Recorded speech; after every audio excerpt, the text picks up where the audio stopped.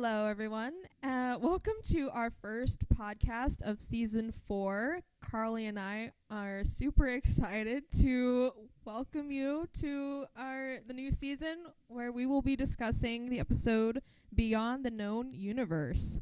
Carly, would you like to tell us about what happened in this episode? Well, first off, I just gotta say that when you said our first podcast, I was like, this is like our seventh or eighth one. So that was why I kind of like started laughing really hard, but I kind of kept it in. Moving on. Did I say first podcast or did it say first said podcast? First podcast of season 4. You did it right. I'm the one who messed up. I was worried for a moment there. I was like, what did I say? You did beautifully.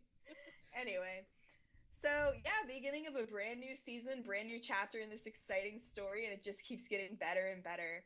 Season 3, we end on this major tragedy. We're all crying, we're all sad. Splinter's dead, all of our friends and allies are dead. The world is destroyed, completely sucked into a black hole, gone forever. If forever is within the span of the first 2 to 5 minutes of the new episode.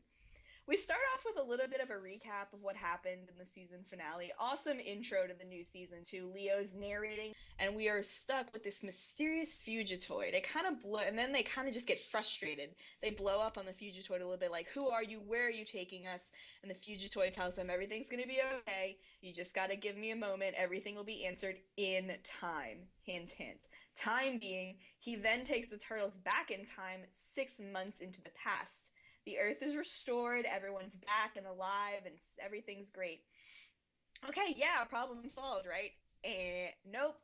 We have to go across the universe because the Utroms have split up the black hole generator. And during the duration of that 6-month period, the Triceratons were actually looking for each piece of the black hole generator. So now we have to go across the universe and find them before the Triceratons do. That is the mission. That is what leads us into season 4. So now we kind of have a little bit of pressure taken off of us. Everything's back for now. But the trick is we only have one more chance to do this. If we can't stop the Triceratons this time, Earth is truly lost forever. Which is... it's still a lot of pressure. But I mean, hey, Earth's back for now. We got 6 months to do this. I think we'll be okay. So this episode's really like a fun introduction episode to our new environment, our new universe, where we're going to go. We get some samples of places and aliens we're going to see. We go to a, asteroid-induced, infested field, I guess is a good word for it.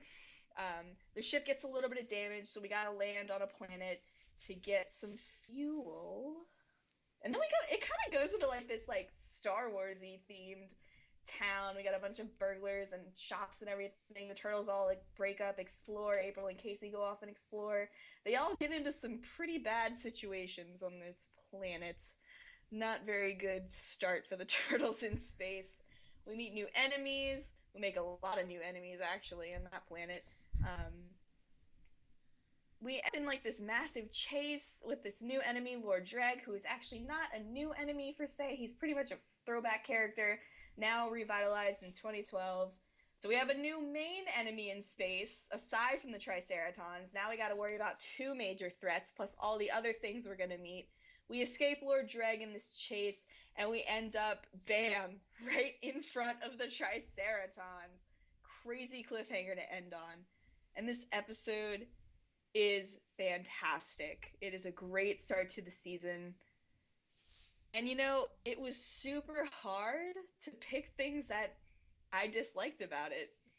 What about you? I had to sit there for 5 minutes after I watched it, and I was just like, I have to pick things I didn't like about this episode. And you know, it did well whenever you sit there and you're just like, I have to dislike something. So, I guess we'll go ahead and start with the things that we managed to find after a lot of searching. I had to watch this episode 5 times to nitpick, to go in between the lines and find things. They're not even dislikes. They're just like minor annoyances at best. It's so hard. Want to start us off? Yeah, I'll start us off. And like Carly said, mine are mostly annoyances, kind of more disappointments. I was hoping for something a little more, and I was just like, yeah, man, okay. But anyway, one of the things that I was a little disappointed with was the fact that within the first 2 minutes of season 4, they went straight for the time travel solution to the problems. It kind of felt like it was the easy solution right off the bat. And of course, we knew it was the only solution that they could have gone with. So I already know that. But I was kind of hoping for like maybe a little mini. Oh my gosh, we have to find Renette. We need her help, or a little mini side quest. Like, we have to find help. We have to find someone who can help us with this. We need time to get this, fix this, and we didn't get that. And I know that was one of Carly's likes, but My first dislike was the whole, we get this cool scene where the turtles go and get their space outfits, and April and Casey get to suit up too, and everybody's getting this cool new gear. It's kind of funny that they automatically have color coordinated stuff right off the bat. I mean, I guess the Fugitoid knew or something. I don't know. But also kind of funny to me that they have new weapons like right off the bat too, just like weapons ready to go. I was like, oh, that's convenient to have like laser katanas inside in your spaceship just in case this exact situation arises. But that's not necessarily something I disliked. I do like the turtles' new outfits. I do like all the new weapons and stuff. I think they look really cool. What I don't hate it, but it's not my favorite thing that they've done. Photon pucks. Okay, like, everybody gets cool new weapons. I understand that hockey pucks and hockey sticks and baseball bats and all that. Like, I understand those are Casey's thing. But, like, April got, like, a laser gun. Like, I kind of just feel like, they're going off into space. They're obviously, as from what we've seen so far, they're about to face some crazy enemies. And in the season 3 finale, we even saw that, like, just regular hockey pucks with explosive dynamite little sticks attached to them don't really have an effect on the Triceratons. And I am totally sure that there's something tougher than the Triceratons out there. So to me, just to see Casey get, like, new photon pucks, like, I kind of want Casey to get a cool new weapon. Like, I would just like to see him get something a little more threatening than more technologically advanced hockey pucks. Because what is he going to do? Still hit him with his wooden stick? Like, I just feel like, Casey needs something, like, stronger to face the stronger enemies that we're going to go up against. I feel like he kind of got left out there. Yeah, that kind of leads into one of my dislikes. Casey, to me, and this may upset a lot of Casey fans out there, Casey, to me, felt a lot more like a burden than an asset to the team. Like, I feel like he could have been removed from the group and nothing would have changed. Like, pretty much everyone had to, like, he had to be saved. He caused the trouble. He went and antagonized some of the aliens. He was one of the people who caused the trouble. And whenever he did do something with one of Lord Dreg's minions at the end, his contribution at the end of the episode could have just as easily been done by, like, Leo or Mikey or Raph or Donnie. It really didn't feel like he was doing anything particularly awesome or special that only he could have done. And it was like, I was a little disappointed, because a part of me was just like, did they only keep him around to be like, we didn't kill him, or to fuel the little love triangle thing they had going on? And I was just like, those are some really weak reasons to keep a character around, but whatever, Whatevs. Or maybe because Josh Peck is just too expensive a voice actor to we gotta keep him around, yo. But anyway, I was just like, yeah, that's how he's gonna fight the aliens. He's gonna beat them over the head with a hockey stick. That's what he's gonna do. Everyone else is gonna have the plasma weapons, and he's just gonna be like, "Duh, have at you with my baseball bat from Earth."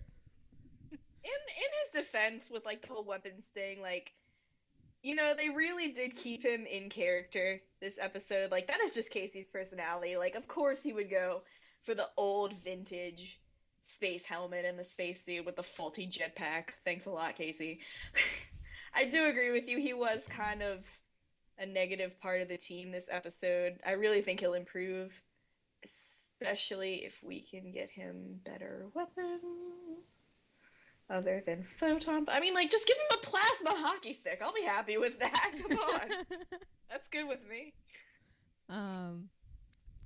Let's see. Anyway. Second dislike for mine, again, like, seriously, there was really nothing I didn't like about this episode. This is just me being snobby and nitpicking things because I knew I had to do this dislike section. Why did they go on this strange alien planet, like, absolutely no knowledge about it whatsoever other than it has, like, thieves and crooks and everything, without their space helmets on? Am I supposed to believe that there's oxygen on that planet? There were no plants there. There was just dirt and murderers. And cakes that eat people, apparently. Like, again, like, that's such a stupid thing to complain about, and I get it. And I mean, like, I can totally overlook it. It's just, like, I had to do this list, and, like, it confused me when I just watched them, like, walk out of the spaceship without helmets on. I was like, are they okay? Are they breathing? Maybe the animators forgot to stick on their helmets for that one. I don't know. That was weird to me. I agree. It kind of like, whenever I first watched it, I was like, look at all the different aliens. Oh my gosh, look at them all. And then I was like, wait, the turtles don't have their little atmospheric converters. They're not breathing. They're not breathing. And then I was just like, maybe the animators just wanted to show off all the different models they made in one scene. Just like, look at all the different models we made. Yay! It's totally possible. But hey, you know what? All the models look great, so good job. Good job, you guys. They look awesome. They do look pretty good. But yeah, the turtles, I think they were just holding their breath for a very, very long time while talking. Like a turtle do. Yeah. That's totally what it was. That's totally what was going on. And Casey and April can do it like turtles now, too. The things that happen whenever your survival is at risk, you know?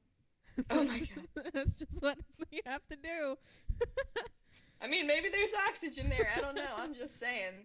In that preview for future episodes, they're on other planets, and they definitely had their space helmets on.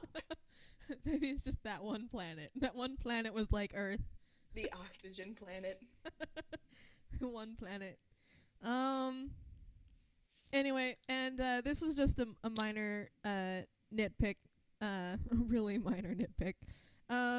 The Lord Dreg, in my opinion, compared to the other big villains, because he seems like he's going to be a constant threat with I guess similar to, like, I guess the Krang, maybe, how they were a constant presence in the previous seasons and everything, compared to the Krang and Shredder and the Triceratons. Dreg doesn't seem all that menacing. Like, he just seems more like the comic relief type. Like, he just seems too much of a comedic villain, I guess. And I just find him really hard to take seriously. I don't know. Not that I took the Krang all that seriously, but after the invasion, I took him a little bit more serious. I don't know. Like, yes, he's creepy because he's a giant insect, but menacing, no. My last dislike. Actually, it was really funny, and I still laughed about it. But at the same time, I was kind of just like, really, like, is that how he gets in trouble? When did Leonardo become such a ladies' man? Like, that was so random to me when he's just like, so Capricorn. I was like, what? Are you kidding me? And that chick was like snobby. It's like, oh, is it your first time off your home planet? And poor Leo's just like, is it that obvious? And then he does the little blush thing, and I was just like, put that away. It was funny. It was really funny to me when like the giant boyfriend who we don't ever actually see, we just see his feet, steps in. He's got like the engagement ring or whatever on his foot. And it's kind of just like really it was a funny scene, but at the same time, like I laughed, but I was kind of just like, really? Is that how Leo gets in trouble? Like Leo could have easily just like been the one to not get in trouble and just stumbled upon Mikey or whatever. Everyone else getting into trouble. Yeah. I'd be like, God, poor Fugitoid. So like, guys, we're gone for like 10 minutes. It actually leads into something I'm gonna say earlier, but you know, it has. I have a feeling they like added it to be like, listen, kids, don't ever go up to strange, attractive people at bars and start talking to them. Otherwise, their super jealous and super powerful significant other is going to pound you into the ground. Don't do it. Thank you, 2012. No. So, like I said about the whole Leo getting into trouble, that kind of leads into my OMG moment. The fact that everyone got into trouble at the exact same time. It was just like, oh my goodness, this is just insanity. It has a couple of different factors, I guess. One, Honeycutt didn't think to give him money.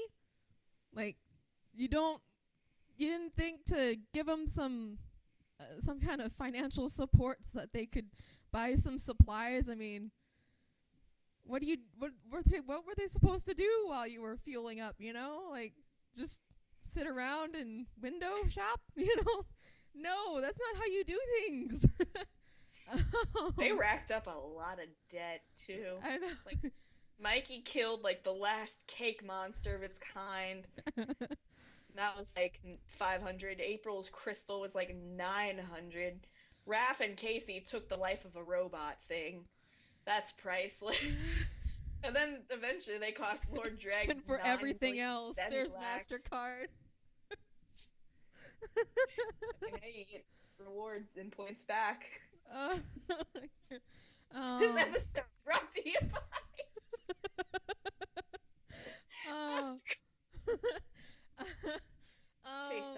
Sapphire. Anyway, and then the fact that they didn't stay out of trouble. I mean, Mikey, okay, he was attacked by the cake monster, and he was attacked by the cupcake monster. We'll give him self-defense. April dropped the crystal because she was startled by what was going on behind her. Butterfingers. But Raph and Casey, idiots. Seriously, oh my goodness gracious. Like, the robot said, do not touch anything. And what did they do? They decided to fight with the plasma axe and whatever sword. It was that Casey picked up. It was a sword thingy, okay. But goodness gracious. Them boys and girl. I wish Casey would have walked away with that sword. That would have been a cool weapon for Casey to have. Grrr. But I don't know. I just thought that was really, really crazy, and just too much madness going on at one moment. Hard to follow. Anyway, my oh my god moment was the fact that within the first few moments of the episode, we get the Earth back and everything is fixed. We, like you said, we all knew time travel was gonna be the key to fix it. And honestly, when you look at it, like, what else could they have done? I kind of thought that when they said that there were going to be reality bending genies, that could have played into it, but ultimately time travel just kind of makes the most sense because for the preview of the genie episode, it kind of seems like everything you wish for gets kind of turned against you. So time travel, easiest, fastest cleanup, definitely.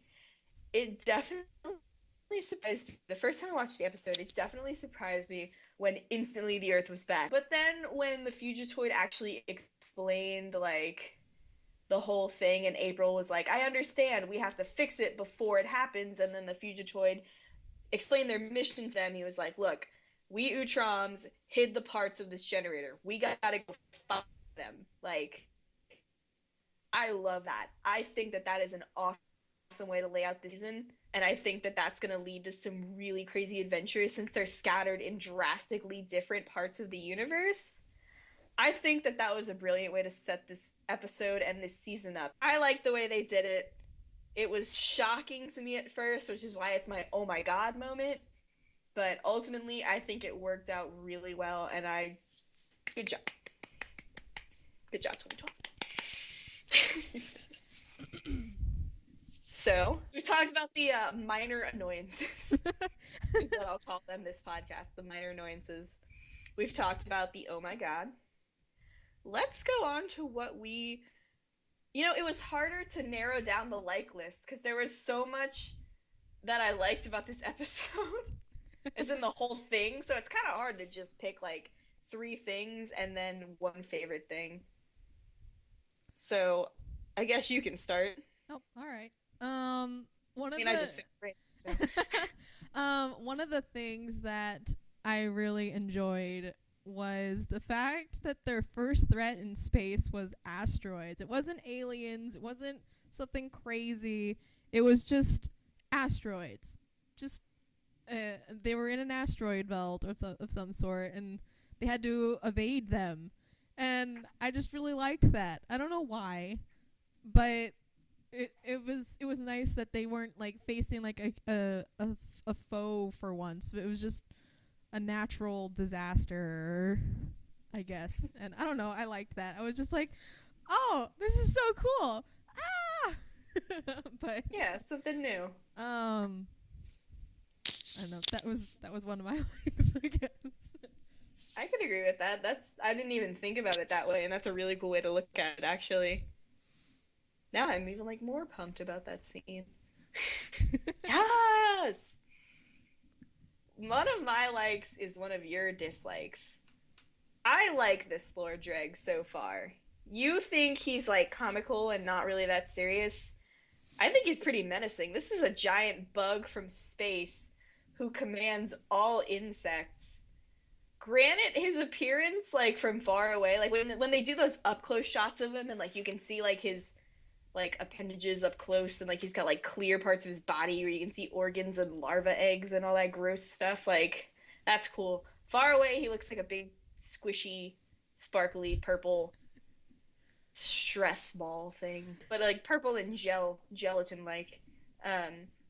At first, when I saw him, I was just like, oh, is that Lord Dreg? Oh, he looks bad.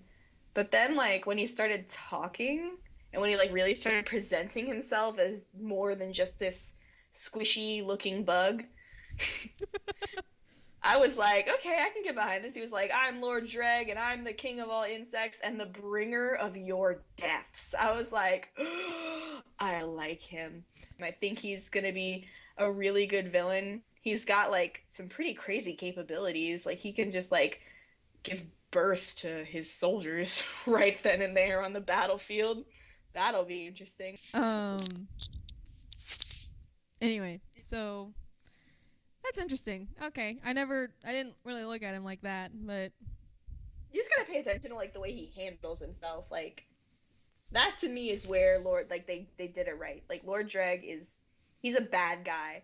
and you can tell by the way he speaks and his actions that he takes. Just ignore the fact that he carried around like a glass container full of sparkly unicorn dust. And then you'll see him as a cool guy. All right. um. All right. So another thing that I liked was all the different aliens that we got to see. And I liked that everything was an alien. Like all the food were aliens. I liked that the cupcake it turned out to be an alien. Like the cake is a lie. Never trust the cake. But like I really liked that. They were really really interesting and really really diverse. I liked seeing all the different ideas that came out of the designs, and I was just like, they look so cool. Anyway, so yeah, I really liked all the different aliens and they were amazing. And do you have anything else to add? Like I said earlier, I really liked like the Star Warsy kind of feel that town gave. I really do like the aliens. Like I said, like when the creative team has just like free roam, they make some amazing things happen. Like the designs for Dimension X were awesome. I love Dimension X. Fungus, all those neon colors and mushrooms and dark environments that they just got to create, like totally awesome. Same thing with the aliens, like you said, they're so diverse, there's so many. It's like just so many different varieties, and it's like if they can do all of that on one planet, like imagine what we're gonna see on the next few planets and like the next few places in the universe. Like it's just a foreshadowing of kind, like this is just a small taste. Just wait till you see what happens next. Just wait till you see what we create next. And, like, this is going to be a really good season. I liked the curious element of this episode. I really like that we got an episode where, because it's an introduction for the turtles into space, into what they're going to be living in the next few months. But it's a really good introduction for us as well. Like, we're just as curious as these characters are, and like they're living it and we want to see what's out there too. And this episode really is like a way for us to get our feet wet. Like we get to see the turtles like take a couple minutes to like explore like the feeling of weightlessness and no gravity, and they're like amazed by it. And it's fun to watch that scene because it's like that's really what I wanted to see in the beginning of season 4. Was I didn't want to see them so hell-bent on revenge and like getting to the Triceratons at all costs. Like I wanted to see them have a little bit of fun, especially with Leo. Like space heroes, dude, finally in space. Perfection. Like I'm so glad that they gave us this episode to really kind of introduce not only the turtles and April and Casey to what they're about to face, but us as well. Like we meet new villains, we get a sense for this plot about what's about to happen and like what we're going to be focused on, but at the same time we get to be like, well, what's over there? What can we go look at that really quick? Like we just get like this sense of like this is going to be awesome. There's so much out there to see and do. I'm so pumped to see where we go from here. I will say, you know, like I was glad that they had all that happiness and everything in the episode, but I was really really happy to see that the emotional ramifications of the season 3 finale was not forgotten in this episode, because I was a little concerned about that because of this series' history with continuity and everything. I was a little nervous that it wouldn't be remembered, and so whenever I saw the everyone being little angry at the beginning and yelling at the Fugitoid and all that, I was a little happy to see that. But and then whenever they were like, Splinter's back, you know, I really liked seeing everyone's like smiles at whenever they were like, you mean everyone's alive? You know, that I really liked that moment. And then whenever they're like, well, it's for 6 months, you know, and then the Earth is doomed again. So and then they were like, oh well, we have to be serious and we have to do that. But I did really like that. So, you have anything to say about that?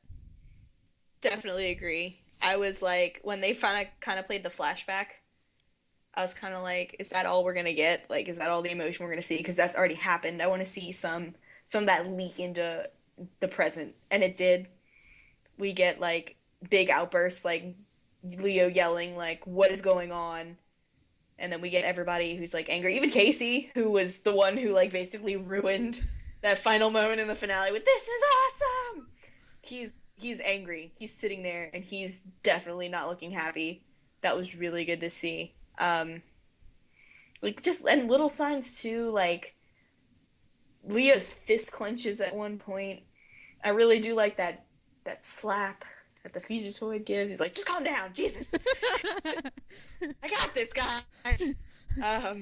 You're in my way. Definitely. Definitely. Yeah, I loved it all. I did like that we got to see that a little bit of remnants and that it still is definitely heavily on their minds. The third thing I really liked about this episode was actually the very end. That cliffhanger that we end on.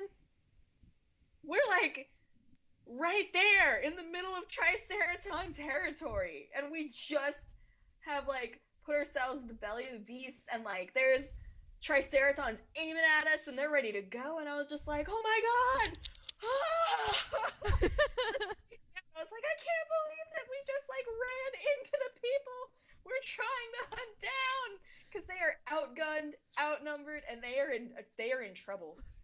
And like this episode is a lot more curious than it is action packed and about exploration. Like we get that action at the very end of the episode and a little bit in the asteroid thing, but like it's more about exploring and getting to know all the new stuff. And like literally that next episode, you know that's gonna start off crazy. Like, whoa. Worst place we could have ended up in the entire megaverse galaxy, everything. And we end up staring down the Triceraton fleet. That's insane. Like, I am so pumped. Bring on the next episode. That's what you call staring down the barrel of the gun. Anyway, so I guess my favorite moment from the episode would have to be like I liked a lot of moments from the episode, but my favorite would have to be that beginning monologue from Leo when he's like, Captain's log, date unknown. Start date. It's just like, oh, I just really liked that because I was like, oh, he's getting into that Captain Ryan Star Trek. I was just like, oh, this is so cool, but so sad at the same time. Oh, like it kind of makes me wonder if they're gonna have him or one of the turtles do that at the beginning of every episode, like just do a monologue of sorts. Like they're recording into a black box. I'd really like for it to do that because that would be something really cool. It doesn't even have to be Leo every time. It could be like Raph, Mikey, Donnie, even the Fugitoid. Heck, just someone recording into a black box. That ship has one. I promise. If it was gonna be if they would do it every episode, I think they should keep with the captain's log thing. So I think it would, if they did that, it should be Leo every time because I doubt Raph is keeping a captain's log. Well, because I'm thinking back to, like, if this ends up being the instance that Renette was talking about how they become famous and everything, there has to be proof. What better proof is there than a black box? That's true. So, just a thought. I loved that beginning. I thought that Seth Green did a phenomenal job with that monologue. Like, you could hear so much emotion in his lines. Like, Seth is really growing on me, and I, to this day, like, I'll always think that Jason Biggs was the best Leo. I don't know why. I really liked Jason Biggs as Leo. I really did. But I mean, Seth has never impressed me more than he did with that beginning. That was phenomenal. Kudos. My favorite thing. I didn't pick a favorite moment. It was really hard to pick a favorite moment out of this episode. Like I really did like it all. So I picked a favorite thing. I vote right now that we collectively give April O'Neil the MVP award for this episode. I have yet to have an episode of 2012 where I have consistently liked April in an episode from start to finish. This episode is the first time that that has happened for me. I think that, April is a great character and she has so much potential and she trains so hard and she's got so much skill that's just kind of hidden because whenever she gets in like immediate danger, first of all, she tends to take on situations she can't handle because she feels like she's got to prove herself constantly. And then she gets in the situations that she can't win. And she's trained so hard for so long. I would like to be able to see her use her skills that she has earned and worked on to actually save herself. But it always defaults to, oh my god, this is the end. Boom, psychic blast, Krang powers, save the day, convenient way to tie up, April's rescue or whatever. Like it always boils down to that for me. It's like there's no way April can get out. So give it 3, 2, 1. She screams, psychic waves of energy, default. Like it gets to a point where it's just too repetitive. And like I understand we're still learning about April's powers, but like if you're gonna use that to save her every single time, like it gets annoying. But like here we see April like save herself on her own skill. Like she herself breaks out of Lord Dreg's like rope thing, whatever that was that he had her tied up with, and then she shoots him. And, like she gets away herself. Like she uses her own skill, and like that's something we don't see enough. And I really hope that like even though I'm sure we're gonna explore April's powers more now that we're in space, because they put it in the actual opening theme this time, she uses her powers. Like I'm all down for that, but I would like to see more of what we saw in this episode. I would like to see her save herself on her own skill. Please let that happen. Like, I would, to be honest, whenever Lord Drag had her, I was like, she's gonna end up using her she's gonna end up being stressed out, and her powers are gonna activate, and kaboom. Yeah. And I waited for it too. and whenever she used the gun, I was like, yeah. So, yes, and I mean, I don't have anything against April or her powers, but I'm just like, if she could learn to use them on her own will, that would be so much more handy. Other than when her life is in danger, that they just activate on her own. That would be amazing. And judging from the opening, I think that's gonna be what's gonna happen, and I'm really excited for that to be finally a thing. Yeah. Like, finally, emotional stress is not required. We don't have to put her life in danger. I feel like I kind of don't want her to use them regularly though. I feel like if she masters them this season, I feel like that's all she would default to use. Like if that happens, I don't want to see her just use that. Like I said, she's been training since season 1. She is a Kuno each. I don't care what Karai says. She is a Kuno each. Like let her use those skills, bruh. Like, Splinter. I mean, I think like it would be a kind of like how Splinter has like tiers of tools that he would use. It would be kind of like with for her. It would be a trump card of sorts. She'd only use it if her if her if like maybe like for example her weapon is like all the way across the room and her arm's broken or something, I don't know, but like she's like, okay, this is my last chance for survival, I have mastered this, I know exactly how I'm gonna do this, kaboom, your brain is going to hurt, but instead of it being like, I'm scared, and psychic powers go boom, I think I would rather it be more of a I have control over the situation than I don't know. Yeah. We have 2 questions for this podcast. Remember, guys, you can send either of us questions for this podcast on my blog or on Ariane's blog. The links are below. The first question comes from Tumblr user I'll Paint the Stars. And I'll Paint the Stars would like to know, what do you think of the Fugitoid? I love the Fugitoid in this series. I've always loved the Fugitoid. I thought he was slightly annoying in 2003, but I did like him ultimately.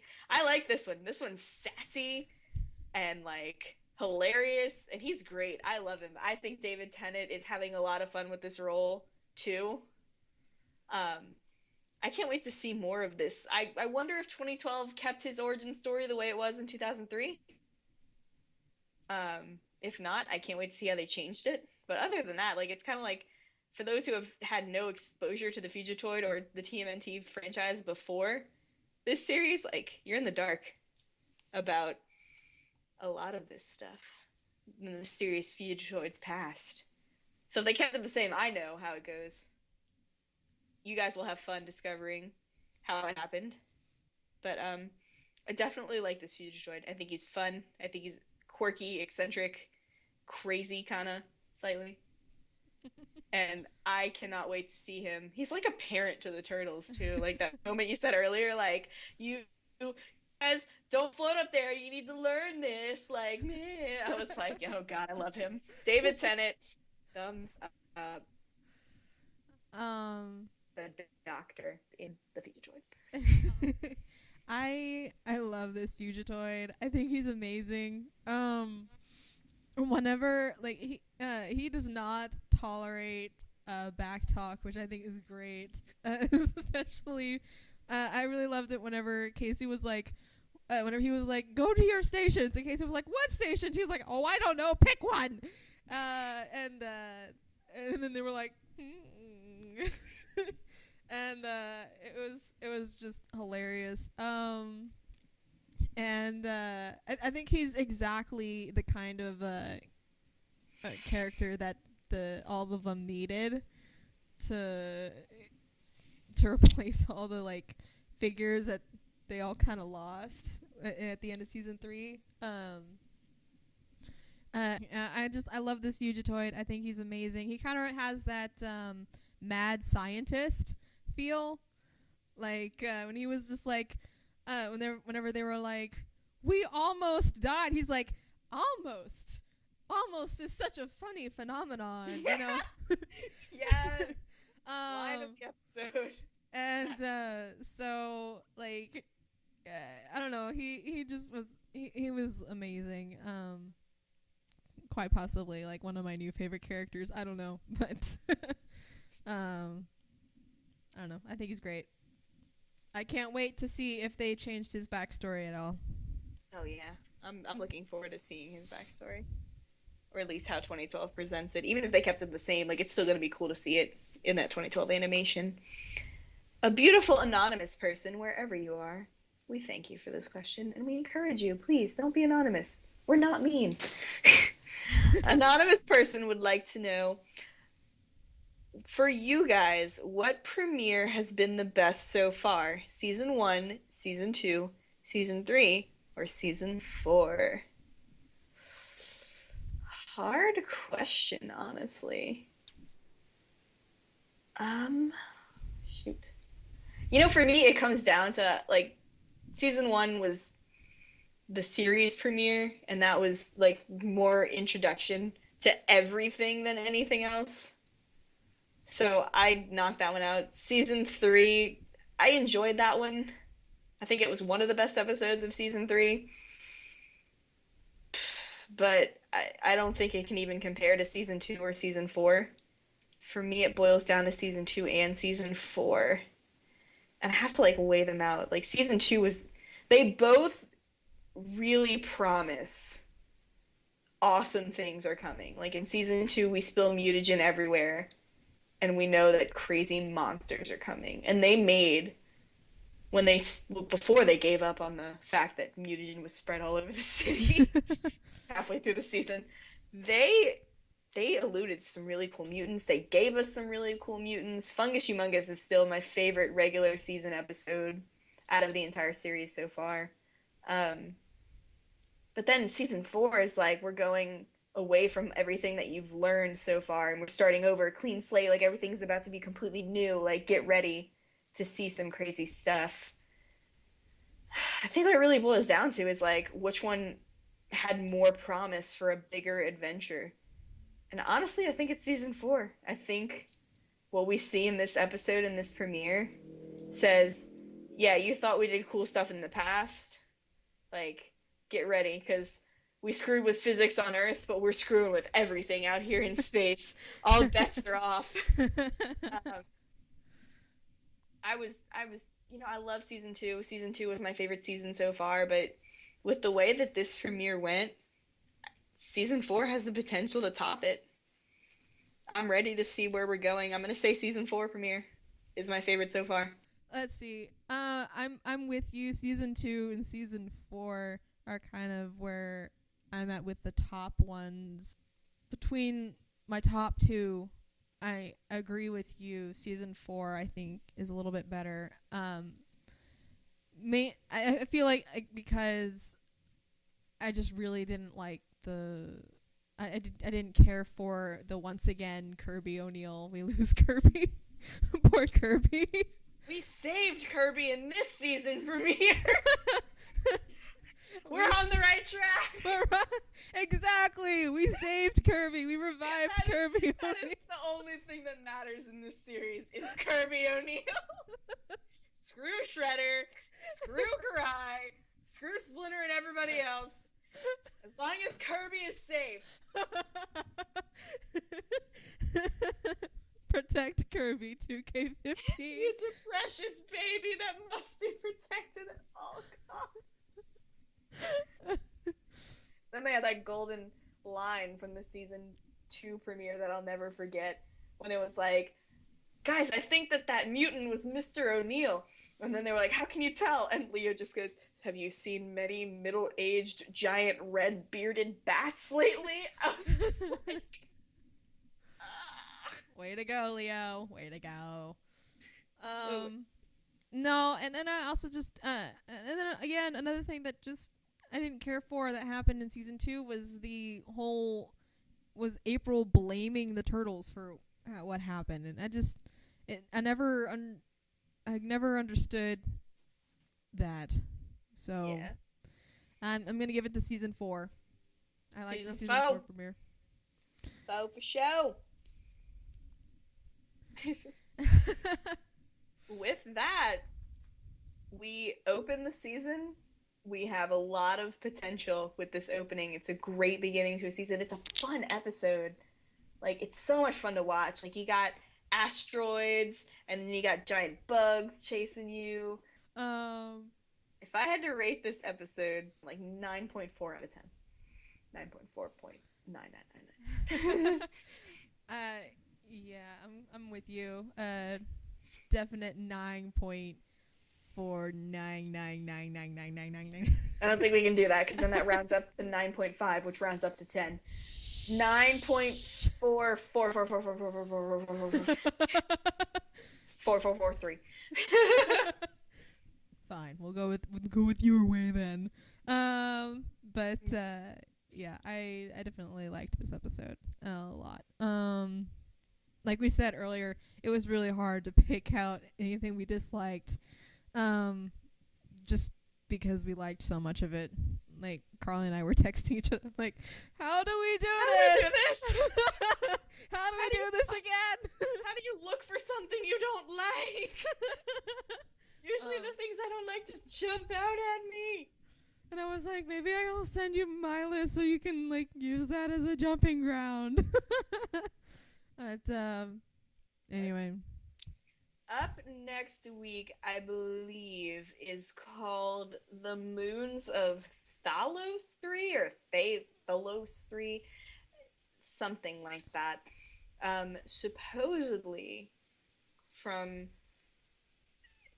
I guess, experiences or unreliable sources, I don't know. Don't have, like, an official confirmation on this, so don't quote me to it, but supposedly this is the episode that Mona Lisa appears in. I've seen a lot of people speculate that. Maybe. We'll see. Not sure. Whatever happens, happens. It's space. Whatever. Either way, I'm excited. I'm ready to see what's coming next. And do you have any predictions on what's happening next? Well, if judging from if that is true, their ship was damaged, and they ran across the Salamandrian ship, and damaged that one too, and that's when they crashed. So it could be possible if they were running away from the Triceraton fleet, and that's just how it happened.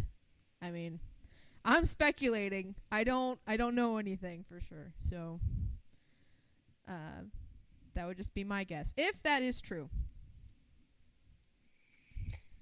All right, good start to what's going to be a good season. I am Carly. I run all things TMNT. And I'm Ariane, and I run Ariane 2014. And thanks for tuning in. And we will see you in the next episode. Peace. Bye.